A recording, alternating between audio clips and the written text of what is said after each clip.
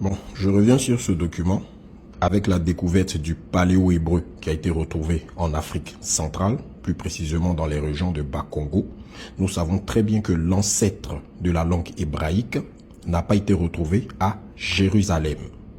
Alors, aujourd'hui, je vous présente quelques lettres hébraïques qui proviennent en fait du hiéroglyphique. Je vous présente le Bet hébreu, représente l'action intérieure de Dieu dans le monde. Vous retrouvez ici le Bet hébreu de la langue hébraïque moderne et l'hiéroglyphe. Vous avez ensuite le Guimel, est un roseau avec deux pieds, symbole de Pharaon. Voici le Guimel de la langue hébraïque moderne et voici l'équivalent égyptien de l'époque d'Akhenaton. On voit bien la ressemblance.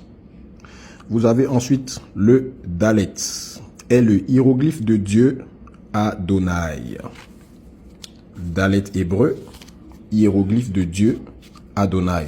On voit bien la ressemblance. On a ici le Kaf hébreu, qui est le signe de la puissance vitale. Vous avez le Kaf hébreu moderne, vous avez ce qu'on appelle le Ka ou Ka égyptien, qui représente aussi la puissance vitale, l'énergie vitale. On retrouve aussi le Yod hébraïque. Le Yod figure dans les pyramides des rois depuis la nuit des temps. Il est l'image de l'énergie créatrice de l'univers. Il est le roseau, image du roi de Haute et Basse Égypte. Vous avez le Yod hébreu et le Yod égyptien. Ici, on retrouve le He hébreu, qui représente en plus du souffle divin, le chiffre 5, les 5 noms de Pharaon. Alors, le He hébreu, et vous retrouvez ici le hiéroglyphe signifiant le Dieu grand. Alors, ce hiéroglyphe est composé de deux caractères précis. Celui-là qui signifie grand et celui-là qui signifie Dieu. Vous voyez bien la ressemblance entre le hiéroglyphe et la lettre hébraïque. On a aussi le Hetz, qui est le signe d'Aket, la sainte cité d'Aton. Alors, le Het hébreu, le Aket égyptien et Aket Aton. On voit bien la ressemblance. Encore une autre. On a ici le Resh de la langue hébraïque. Alors, comme le Dalet est le signe de Dieu, il est la caricature de Ra, le soleil d'où émane la vie sur terre. Resh hébreu, Dieu en égyptien. Vous avez juste en bas le Shin, est le chant de roseau, lié à la création des arbres et des plantes. Vous avez le Shin hébreu, le Shin égyptien. Alors, le He hébreu, 5e lettre de l'alphabet, se prononce en soufflant du fond de la gorge. Il a pour signification originelle souffle. Dans sa forme abstraite, le He sert à écrire le nom de Dieu.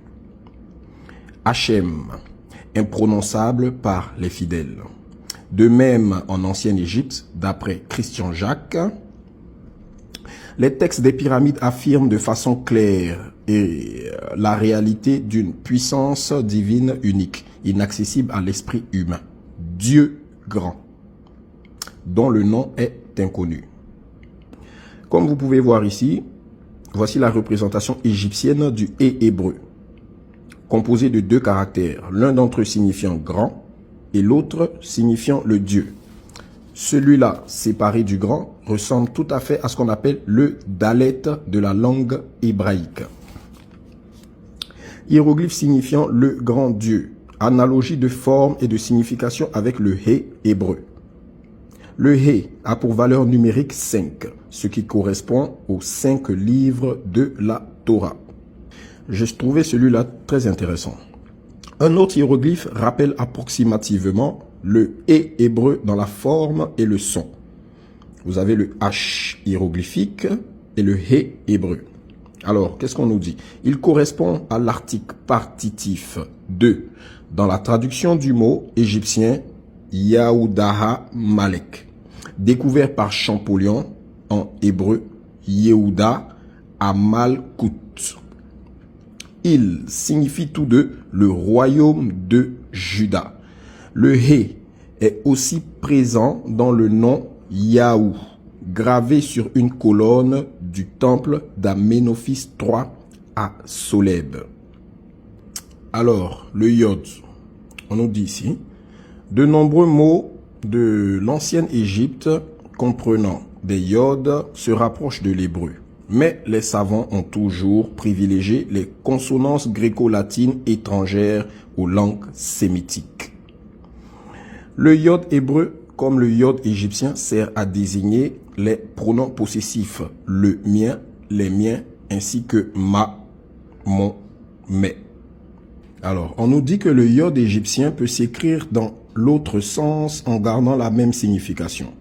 Il est identique au iode hébreu. On nous apporte ici un fragment du psaume d'Akhénaton où on vous représente le iode égyptien. Ensuite, voici le iode hébreu. D'après un fragment des manuscrits de la mer Morte, l'écriture hébraïque ancienne se rapprochant plus précisément des signes égyptiens.